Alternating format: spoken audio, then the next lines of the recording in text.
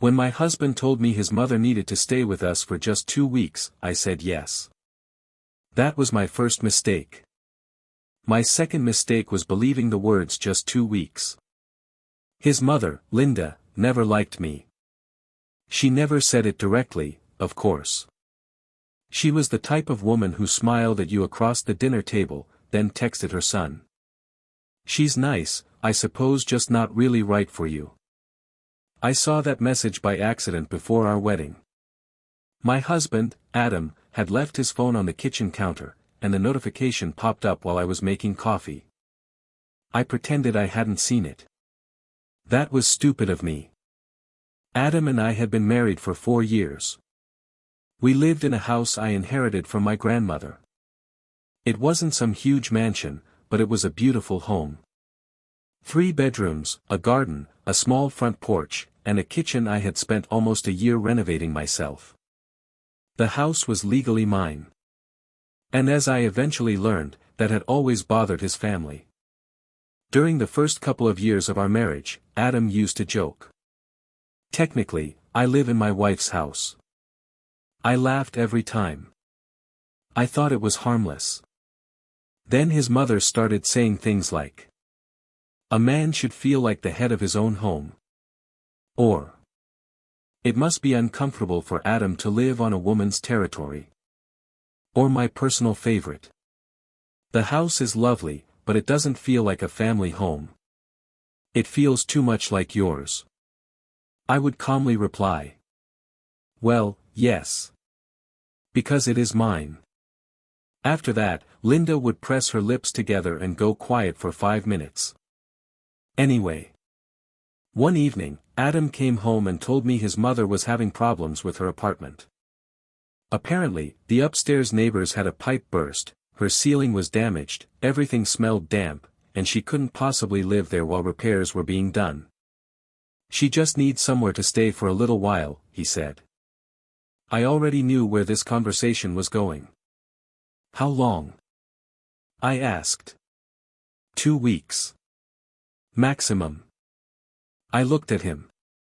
"Adam, are you sure?" He sighed like I had already failed some invisible test. "She's my mother. I understand that. She's 64. I understand that too. She can't stay in a hotel." "Why not?" He went quiet. "Because a hotel would cost money. And I was free." Eventually, I agreed. Not because I wanted to, but because I didn't want to be the wife who threw an elderly woman out in her time of need. Linda arrived Saturday morning. With 3 suitcases. 3. For 2 weeks. I stood in the entryway watching Adam carry her things inside while she looked around my hallway like she was assessing property value.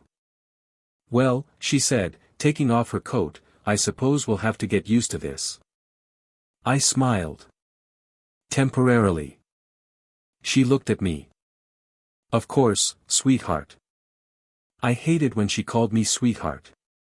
I was 32 years old. The first week was tolerable. She took the guest room.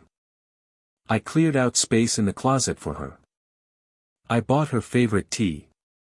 I even rearranged my work calls so she could rest during the day without hearing me on Zoom meetings. But by the 3rd day, she started making the house more comfortable. First, she rearranged my dishes. Then she threw out several of my spices because they smelled old. Then she removed the photos from our refrigerator because, according to her, a kitchen should look clean, not like a community bulletin board.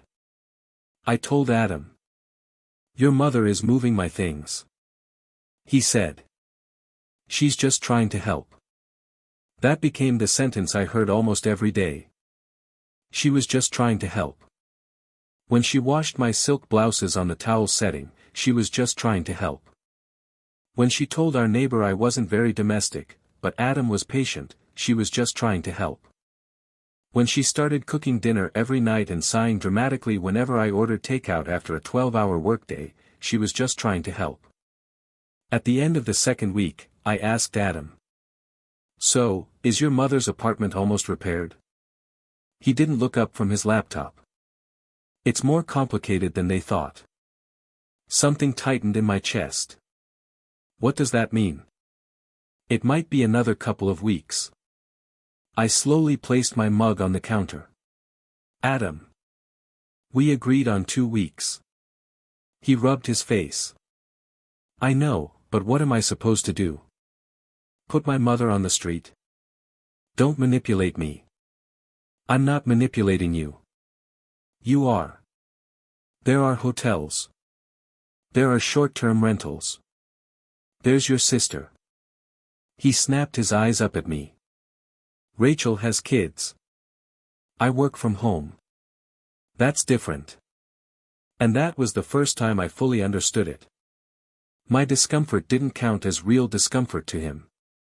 After a month, Linda was no longer behaving like a guest. She woke up early and turned the TV on loudly. She used the bathroom exactly when I needed to get ready. She started inviting people over without asking me. One afternoon, I came downstairs wearing an oversized t-shirt and found 3 of her friends sitting in my kitchen drinking tea from my good cups. Linda smiled. And here's our little homemaker. One of the women looked me up and down and said, "Oh, you're so young." I thought Adam was married to someone more mature. I just turned around and walked back upstairs. That evening, I told Adam. This isn't working anymore. He immediately tensed. What isn't? Your mother living here. She needs to leave. He stared at me. You're serious? Yes. After everything she does for us? I actually laughed. For us? She cooks. She cleans, she moves my belongings, criticizes me, and invites strangers into my house. He said. You say my house like I'm nobody here. I went quiet. Because that was dangerous territory. Adam, I said carefully, you are my husband. But legally, this house is mine. His face went cold. There it is. What? The truth. No. The truth is that I have spent a month being slowly pushed out of my own home. He slept on the couch that night. And the next morning, something strange happened. Linda stopped arguing. Completely. She became polite. Too polite. Good morning, Anna. Would you like coffee? I only cleaned the kitchen. I didn't touch your things. I should have been relieved. But it felt like that unnatural quiet right before a storm. A few days later, I came home earlier than expected. A meeting had been cancelled, so I decided to stop by, eat lunch, and work from my office for the rest of the afternoon. My home office was my favorite room in the house. It was where I worked, wrote, stored my documents, kept my books, and displayed an old framed photo of my grandmother, the woman who had left me the house. It had an old wooden desk that she and I painted together when I was 16. When I reached the second floor, the office door was open. At first, I heard tape. That sharp ripping sound of packing tape being pulled across cardboard. I stepped inside. And froze. There were boxes all over the room. My books had been taken off the shelves. My files were on the floor. My photo of my grandmother had been wrapped in a towel. And on one of the boxes, written in thick black marker, was one word. Garage. For a moment, I couldn't speak. Linda was standing near my desk, packing my notebooks. What are you doing? I asked. She flinched, but quickly composed herself. Anna, you're home early. What are you doing? She gave me that soft poisonous smile. We're just clearing the room. For what? She hesitated. Then Adam stepped out of the hallway. Holding a measuring tape. My husband. With a measuring tape. In my office. I looked at him. What is going on? He exhaled. Let's just stay calm. That is never a good sign. When someone starts with let's stay calm, it usually means they already know they've done something insane. I repeated. What is going on? Adam said. Mom isn't comfortable in the guest room. It's cold in there, and the closet is too small. I slowly looked at the boxes. And? So we thought the office could temporarily become her room. I stared at him, waiting for him to add, I'm joking. He didn't. Temporarily? I asked. He nodded. Until her apartment situation is resolved. And you decided to pack my things without asking me? Linda cut in. Anna, don't be dramatic. You work on a laptop. You can sit at the kitchen table. I could hear my pulse in my ears. This is my office. Adam said. It's just a room. And that hit harder than I expected. Just a room. The room where I built my career. The room where I kept my grandmother's things. The room I painted myself. Just a room. I walked over to the box labeled garage and opened it. Inside were my documents. Not old magazines. Not random clutter. Documents for the house. The inheritance paperwork. Insurance files. Tax documents. Everything had been carelessly dumped inside like trash. I lifted the folder and looked at Adam. You touched the house documents? He went pale. I was just moving things. Why were you touching the house documents? He didn't answer. Linda suddenly said. Adam, not now. And that was when I realized this wasn't just about the office.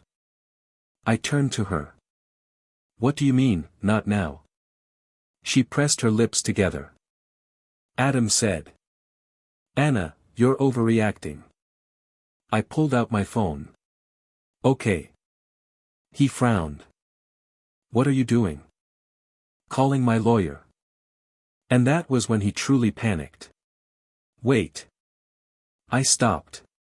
Talk. He sat on the edge of my desk. My desk. Mom thinks we need to organize things legally. I blinked slowly. Organize what? Well, the house. I felt a cold feeling settle in my stomach. Keep going. We're married. I've contributed to repairs. We pay utilities together.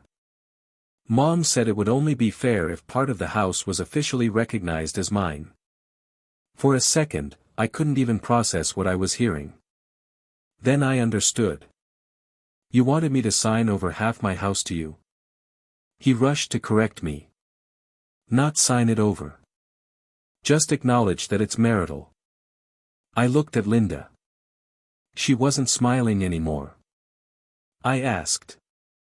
And if I refused? Adam said nothing. And his silence was enough. Then I noticed another folder inside the box. It wasn't mine.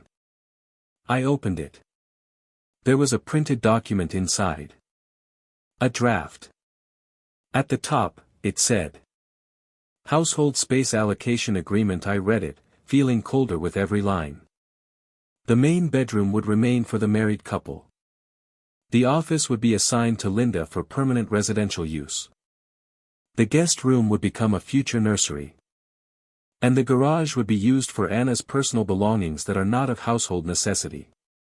My belongings. In the garage. My office. For her. My house. For permanent residential use. I looked up. Permanent. Adam said. It's just a draft. Who wrote this? He didn't answer. Linda lifted her chin. I helped word it. A home needs structure. I laughed. Not because it was funny. Because sometimes your brain chooses laughter so you don't start screaming. You planned the layout of my house without me? Linda straightened. This is a family home. No, I said. This was my grandmother's home. Now it is mine. Her eyes narrowed. This is why Adam struggles with you. You don't know how to be a wife.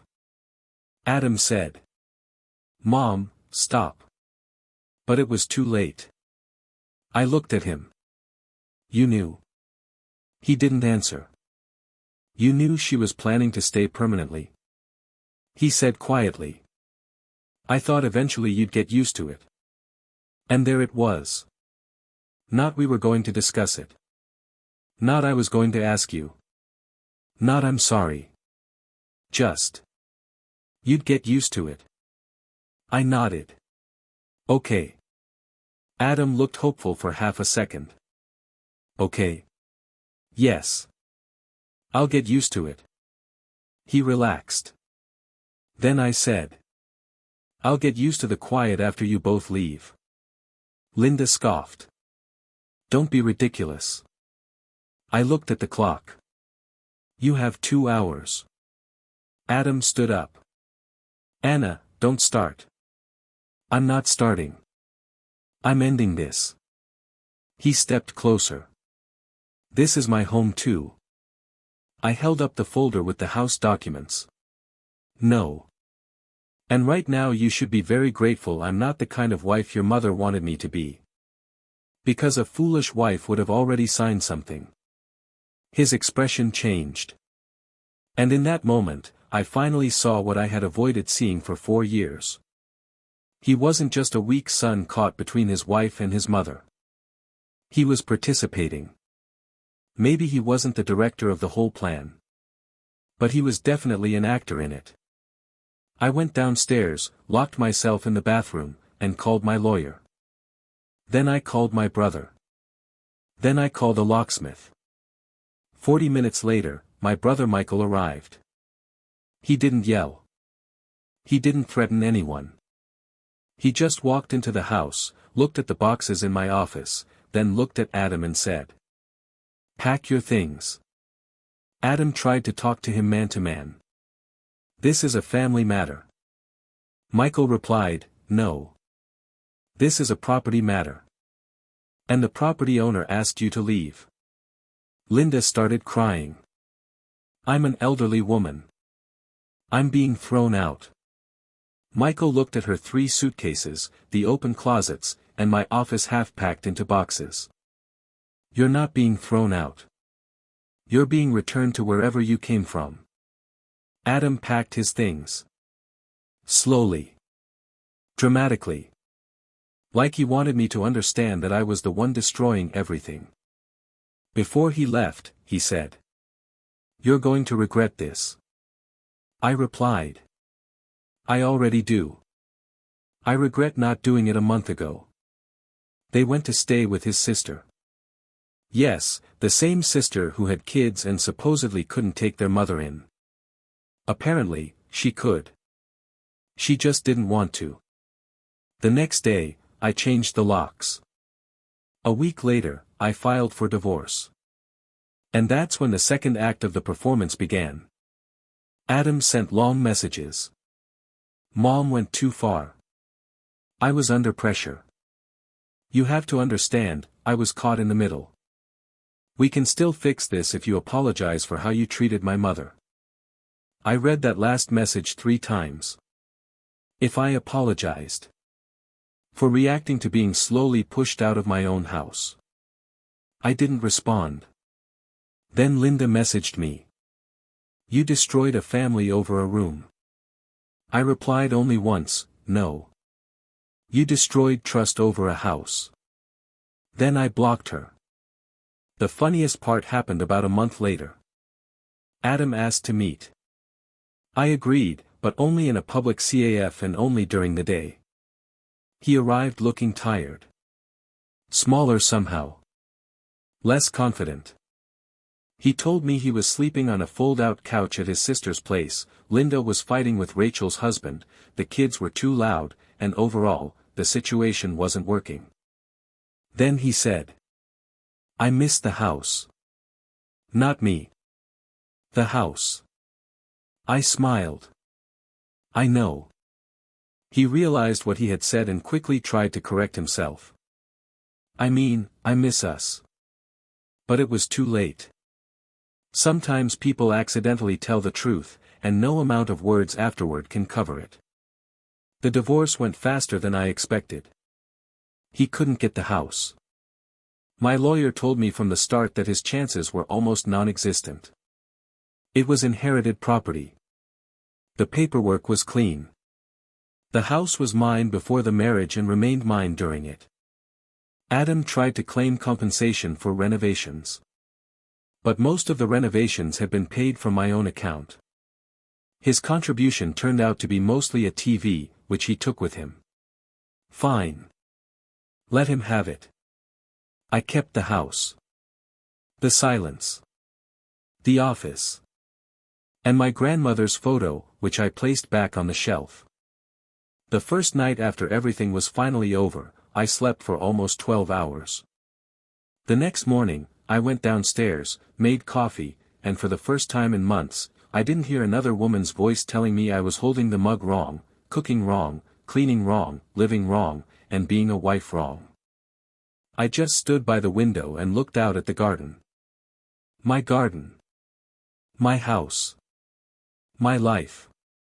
A couple of weeks later, I unpacked the boxes they had started filling. One of them still had garage written across the side. I didn't throw it away immediately. I placed it in my office as a reminder. Not of the pain. But of the moment I finally understood something. If someone is slowly trying to shrink the space you occupy in your own life, they will not stop on their own. First, they take the guest room. Then the kitchen. Then your office. Then your voice. And then they act shocked when you take the keys back. Recently, Adam's sister called me. She told me Linda had started suggesting they reorganize the space in her house too. I couldn't help myself. I asked. Do you have room in the garage? She went quiet. Then she said softly. I understand now. I said. I'm sorry it took her moving in with you. Then I hung up. Sometimes I still feel sad. Not for Adam. For the person I thought he was. For the family I thought we were building. For the version of marriage where your husband protects you instead of measuring your office for his mother. But then I walk into my office. I sit at my old wooden desk. I look at my grandmother's photo. And I think. She would be proud of me. Because a home is not just walls and furniture. It is the place where you shouldn't have to prove that you have the right to take up space. And if the person who promised to love you starts packing your life into boxes labeled garage, don't argue. Don't explain. Don't beg for respect. Just show them the door.